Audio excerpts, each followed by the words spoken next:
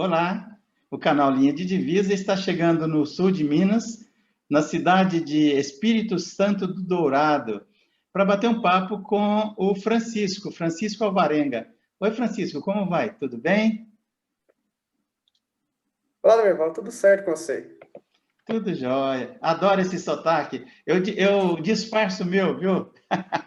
Mas eu Eu sou... não aprendi ainda a disfarçar. Na verdade, eu não disfarço, viu, Francisco? É que eu já rodei muito o Brasil por aí, então o meu sotaque de mineiro que sou, nascido no universo do Guimarães Rosa, eu acabei misturando meu sotaque. Mas se apresenta para o pessoal que está nos assistindo, fala qual foi a sua graduação, qual foi a instituição, qual foi o teu mestrado e o objeto da pesquisa.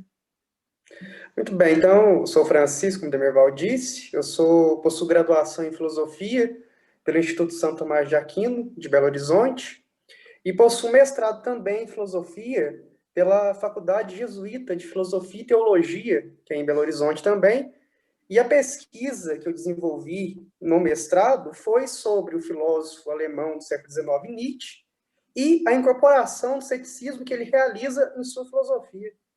Legal. A FAGE, é FAGE, né? Ela Isso, fica na região da Pampulha, não é isso? isso mesmo, fica ali no Planalto, próximo ao Jaraguá. Eu entrevistei o pessoal do Departamento de Filosofia da Religião da Universidade de Brasília, já está no canal, entrevistei essa semana. E eles falaram que a Faculdade de Filosofia, a FAGE, era uma das faculdades independentes para se pensar a filosofia e a teologia. Falaram muito bem da FAGE. Sim, ela nesse universo da filosofia e teologia, ela é bem conhecida, apesar de não ser tão conhecida por pessoas de outras áreas, né? Na filosofia e na teologia, ela tem aí a sua fama aí no Brasil e por aí afora. Legal. Ô, Francisco Alvarenga Júnior Neto. O que é ceticismo? Fala para a academia e para o grande público. Para o grande público que não sabe exatamente o que é ceticismo, que eventualmente usa a palavra de forma talvez incorretamente. Então, muito bem, Demerval. O ceticismo é conhecido e a gente utiliza esse termo, né? A pessoa é cética ou alguém que é de uma linha do ceticismo de forma mais generalizada, como alguém que, por exemplo, não possui religião, né? Como alguém que não tem uma crença numa divindade e tal. E isso não deixa de estar certo, não, tá certo. Porém, o ceticismo filosófico, que é aquilo que eu tratei um pouquinho no mestrado, ele é uma corrente filosófica antiga, surge lá na Grécia Antiga, né, por volta do século III a.C., tendo como fundador, ou acredita-se que o fundador tenha sido Pirro de Élida, né, e o ceticismo, surge nesse período helenista da filosofia antiga, e ele tem como tese, ou como procedimento, a descrença em valores e em teses filosóficas tais como sendo verdadeiras ou falsas. Então, a postura do cético, o ceticismo, né, ele postula, né, quase que um distanciamento das teses filosóficas, sejam elas positivas, sejam elas negativas. Então, de modo geral, o ceticismo vai surgir como um exame ainda filosófico, né, do conhecimento que se corrobora de maneira geral, porém de forma neutra, digamos assim, né?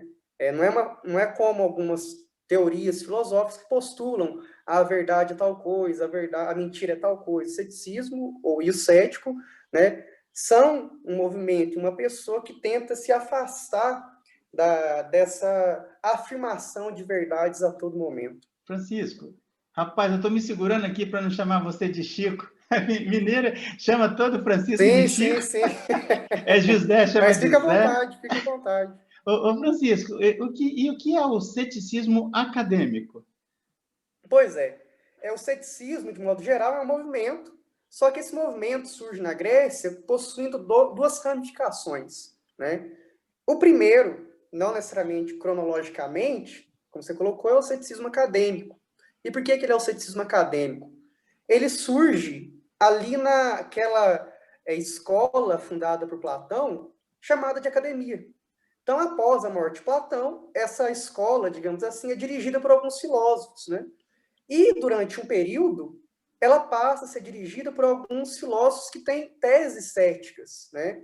E, por isso, disse desse ceticismo, o ceticismo acadêmico, porque ele é formado e ganha espaço dentro da academia fundada por Platão, aonde que a tese que esses filósofos vão defender é que nós não temos capacidades psicológicas e epistemológicas de conhecer o mundo e poder, então, afirmar alguma coisa. Então, o que eles postulam é o que eles chamam, e que nós chamamos de integridade intelectual, ou seja, o fato de nós, enquanto seres humanos, termos a compreensão de que nós não podemos afirmar a verdade ou a mentira sobre a realidade, sobre as coisas, porque é tudo muito, digamos assim, subjetivo, né? E toda verdade postulada por alguém é postulada em determinado momento, né? E é uma experiência de uma determinada pessoa que tem em si, digamos assim, configurações fisiológicas e psicológicas que fazem com que ela compreenda a realidade em determinado momento de uma forma e alguma outra pessoa venha compreender a mesma realidade de uma maneira totalmente diferente. Então, essa é a tese dos céticos acadêmicos, que nós não podemos defender a verdade sobre alguma coisa porque nós não possuímos a capacidade de conhecer o mundo como de fato ele é. O ceticismo acadêmico me soa como de uma forma extremamente ética e honesta e contrária ao binarismo e aos extremos que a gente tanto vê por aí hoje em dia. Isso me leva assim a pensar que os radicais, tanto de um lado como de outro hoje, deveriam ler Nietzsche e entender o que é o ceticismo acadêmico, não é verdade? Até por uma questão de transparência e honestidade intelectual. Sim, o ceticismo parece que surge como uma tese epistemológica somente, ali, como uma corrente epistemológica na Grécia, mas a principal intenção do cético e do ceticismo é uma proposta, digamos assim, ética, né? Como eu estava falando um pouquinho antes, ele surge no período helenístico.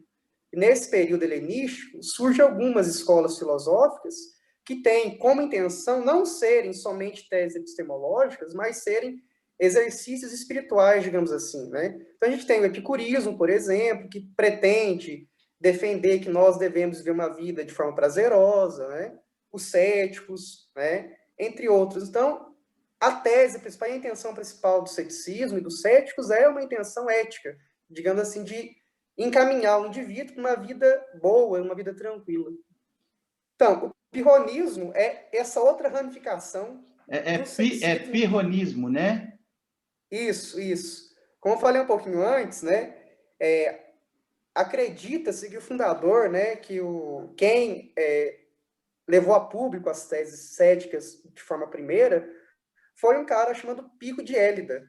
Então, diferente dos céticos acadêmicos que se desenvolveram na academia platônica e tinham como figura principal de influência Sócrates, os pirronistas têm como influência, né, o Pirro. Porém, contextualiza ele no tempo e no espaço, mais ou menos o período que ele viveu, e foi ali em Atenas, foi? Então, o Pirro, acredita-se que ele viveu, porque a gente não possui nenhum dado histórico concreto sobre ele. Então, acredita-se que ele viveu entre o século III a.C. E os escritos dele foram escritos por discípulos dele? Isso, ele não possui, como Cristo, por exemplo, né, a gente está aqui nesse período meio que natalino, como Cristo, ele não escreveu nada. Né? Olha aqui, Francisco, o Pirro, Sócrates, Pitágoras e Cristo, esses quatro nunca escreveram nada. Sim. Alguns dizem até que Cristo também não escreveu por alguns. Vamos expurgar as questões religiosas com todo o respeito. Que os quatro, os três primeiros, principalmente os lá da Grécia, né? Pitágoras, Sócrates e Pirro não escreveram nada porque, na verdade, eles não tinham preocupação de deixar registro escrito porque eram escolas de bom viver, de ética, era pro, né? Sim, sim, E sim, puxam sim. isso para Cristo, viu? Alguns aí, mas Sim, sim, tudo bem, sim. vamos voltar lá no Pio.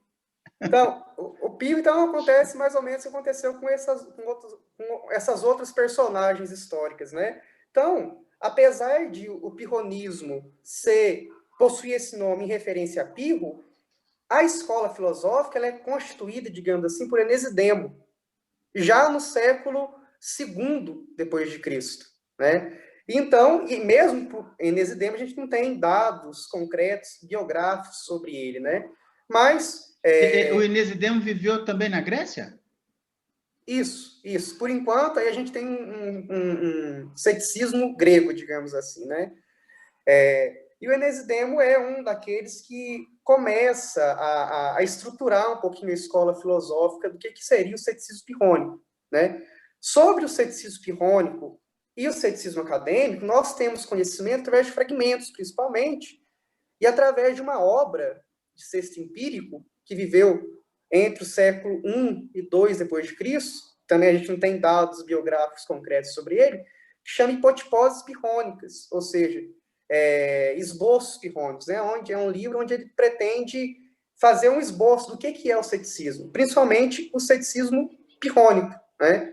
E aí a gente vai encontrar um pouquinho do que é o ceticismo acadêmico por ele, só que a gente tem quase que um adversário, né, do ceticismo acadêmico, porque muitas das vezes, como eu falei, o cético acadêmico defender que a gente não pode conhecer a verdade e tal, muitas das vezes esse sexto empírico vai dizer que o ceticismo acadêmico é como um dogmatismo negativo, né? Enquanto o dogmatismo positivo afirma a verdade, né? O dogmatismo negativo, que o Pirro vai dizer sobre o ceticismo acadêmico, ele vai dizer que o que ele faz é o mesmo procedimento, só que negativo, ele nega, né? Enquanto que ele vai dizer sobre o ceticismo pirrônico que ele, o cético pirrônico, vai suspender o juízo, porém isso não vai paralisar a pesquisa que ele possui, né, sobre a verdade. Ele fala, nós não conhecemos a verdade, mas pode ser que ela exista.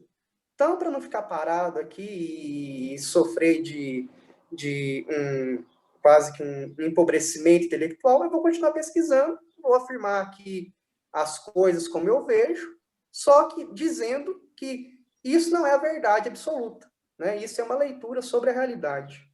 Ok.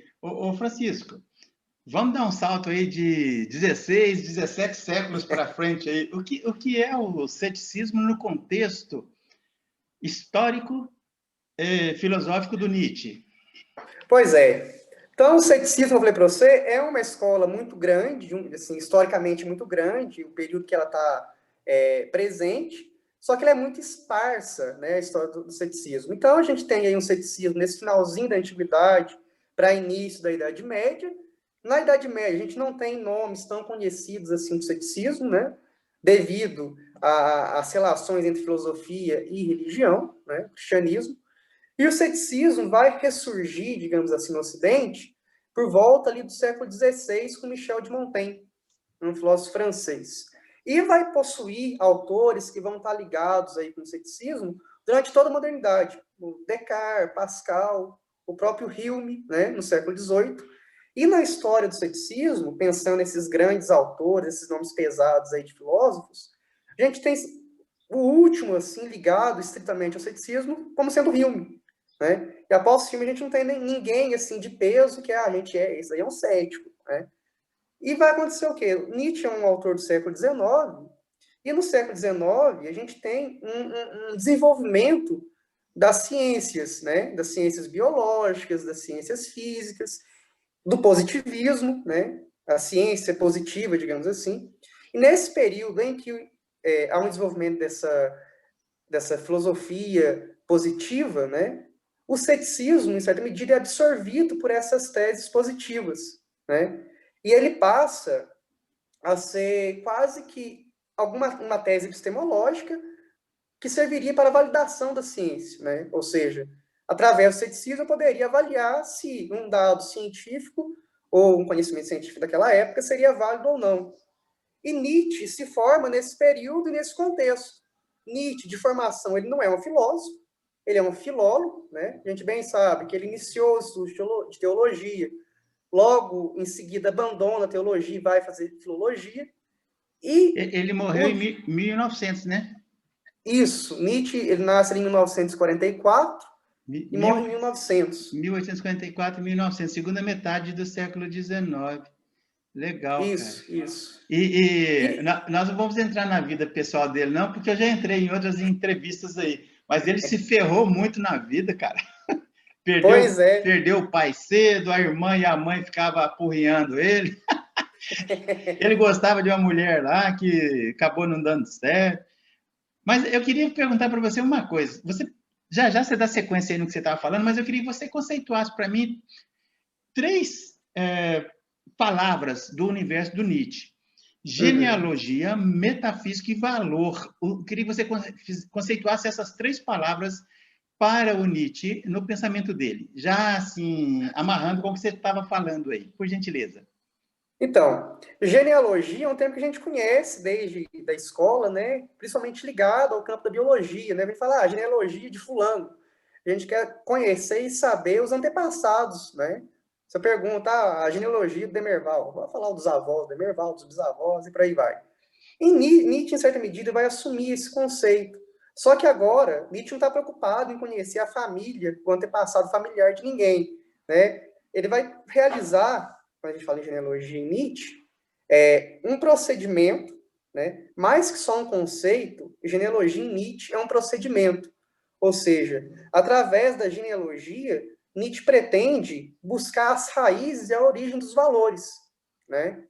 E isso já ligando com a metafísica, do conceito de metafísica em Nietzsche, né? Pensando a metafísica, Nietzsche pensa a metafísica como sendo uma estrutura do pensamento ocidental, não um conceito apenas. E nessa estrutura do pensamento filosófico ocidental, os valores, né, são tomados como universais, como sendo doados metafisicamente por alguma divindade, né? E Nietzsche, pelo contrário, se utilizando a genealogia, ele vai dizer que a metafísica, em certa medida, é um erro. Por quê? Porque através da metafísica nós afirmamos um mundo ideal, parecido com aquele mundo ideal de Platão, de Sócrates, que existe as ideias voando por aí, né? Sendo muito generalista, assim. Quando, na verdade, os valores são humanos, como o próprio título do livro do Nietzsche diz, né? São humanos demasiado humanos, né? Então, Nietzsche, fazendo essa dobradinha de genealogia e metafísica, através do procedimento genealógico dele, ele vai afirmar que os valores são criados por indivíduo, pelo homem, em determinado momento, em determinada circunstância. E, então, a metafísica seria uma invenção humana, né? Uma máscara para as próprias vontades do homem, né? E assim a gente tiraria dos nossos ombros as nossas responsabilidades sobre a vida que nós vivemos, sobre os valores que nós criamos, para dizer, não, isso daqui não é nosso, isso aqui foi doado, e a gente Francisco, tem que ver assim, pronto. Eu costumo brincar com os amigos que se eu tivesse sentado num boteco tomando uma cachaçinha de Minas com o Nietzsche, ele ia falar para mim, não vem terceirizar, não. Não vem terceirizar. Não vem jogar a responsabilidade aí da metafísica para terceiros. Por falar nisso, qual era o Platão? Quem era o Platão ou qual era o Platão para o Nietzsche? Então, Platão, como todo autor muito importante na história da filosofia, não só para Nietzsche, mas para a grande maioria dos filósofos contemporâneos que vão falar sobre Platão, o que nós temos são caricaturas, né? Ou seja, nós não temos uma figura clara do que é Platão para Nietzsche. Isso porque, ora, ele vai criticar Platão, né, o procedimento platônico, o Platão socrático, digamos assim. Ora, ele vai, em certa medida, assumir para si algum procedimento filosófico platônico. Em que sentido?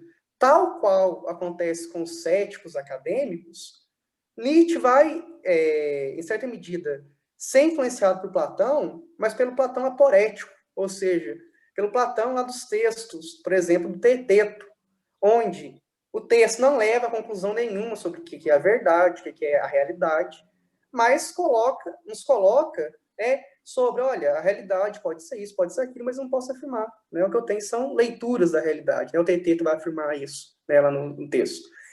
E o Platão, para Nietzsche, ao mesmo tempo que é uma influência para Nietzsche, nesse sentido, através dos textos aporéticos, ele é uma figura caricata que Nietzsche vai criticar como sendo a origem, né, o originador ali dessa postura metafísica da filosofia ocidental, na qual nós temos essa negação da realidade, né, em prol de uma vida ideal que talvez a gente não alcance. Né? Francisco, como é que o Nietzsche superou a metafísica do Platão e como é que ele fez uma releitura do ceticismo? Como é que se deu isso?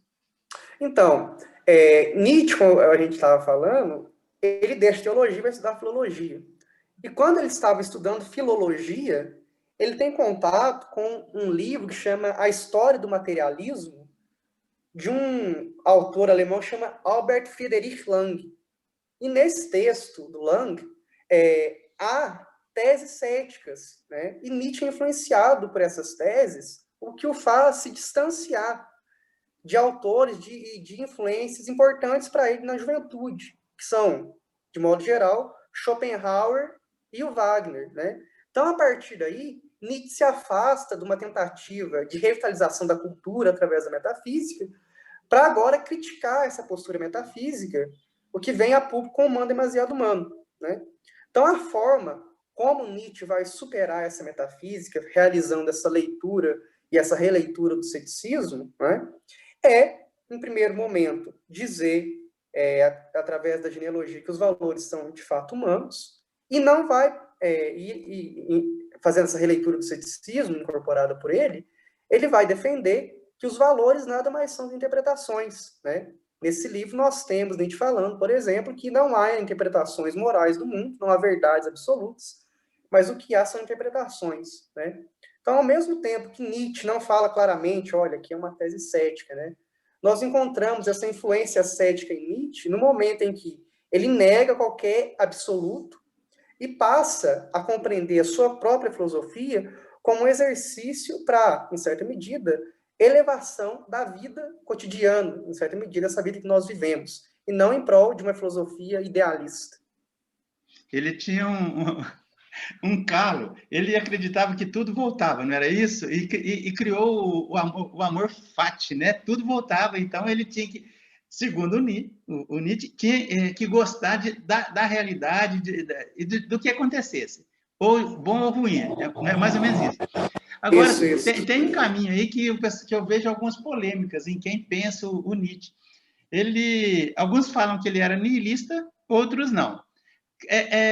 Fala um pouquinho sobre o niilismo e o ceticismo no Nietzsche.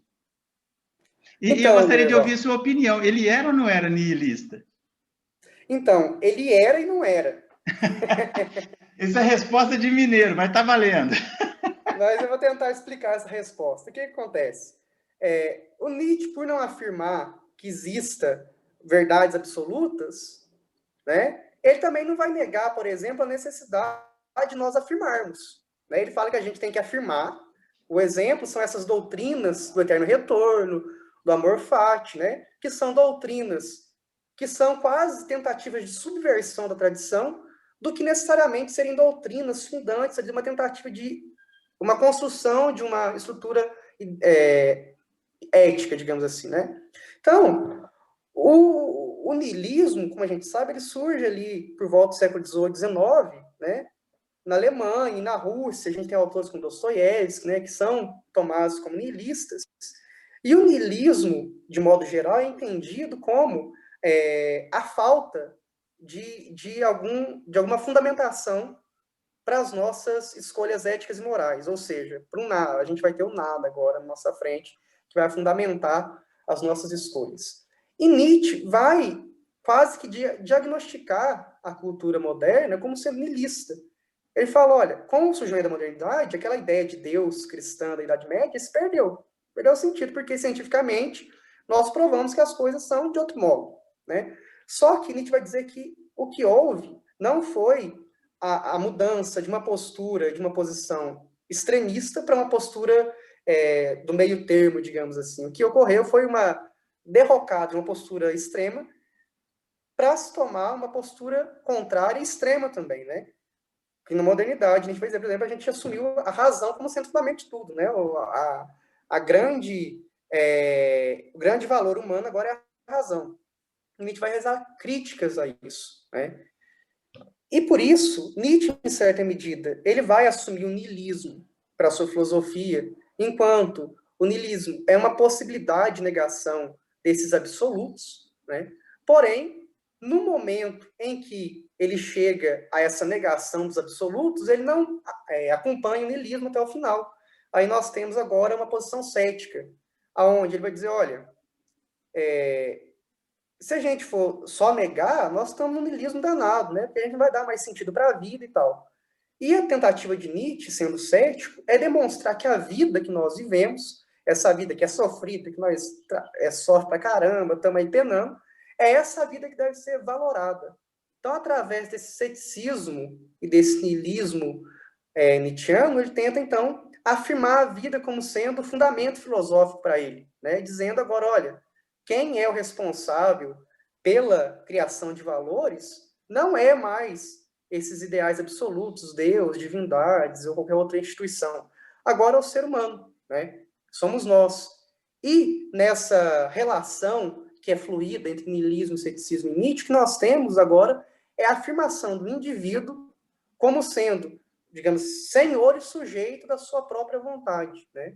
Sendo responsabilidade minha, no caso, né? Criar valores e então se responsabilizar pelos resultados desses valores, dessas escolhas que são feitas por mim mesmo, né? Então, o que nós temos como, digamos assim, resultado dessa relação é Nietzsche afirmando a necessidade e a identidade legisladora, não só do filósofo, mas de nós, seres mortais e comuns aqui que estamos penando no dia a dia.